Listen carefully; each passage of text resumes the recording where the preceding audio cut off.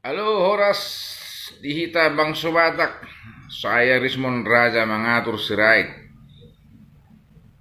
Saya di medsos itu membuat sebuah postingan melalui sebuah tulisan atau video tidak pernah menghapus.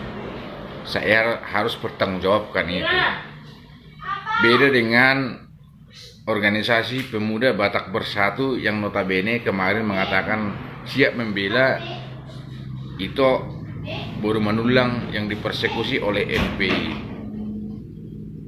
Tapi kenapa kalian mau mundur mendukung itu? Video kalian itu membuat Batak itu marah sama PBB. Pengurus pemuda Batak Bersatu, mau kalian itu apa sebenarnya sekarang? Setelah kalian unggah video itu ke Facebook, ke medsos, kenapa kalian hapus video itu? Kalau kalian tidak punya darah, jangan orang muda-muda lah, nggak usah bawa nama orang Batak lah. Sangat memalukan itu, ya. Borosong do muda-muda, pasok bu masih.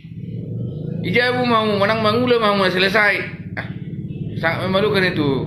Udah ku dengar tadi video itu, sangat memalukan sekali itu. Tapi tiba-tiba kalian hapus video itu, ya. Salam, saya siap mendukung siapapun yang terjulumi dari suku Batak. Saya akan siap mendukung melalui secara langsung dan secara spiritual. Saya akan dukung. Salam, Horas dari Rismon Raja mengatur sirait.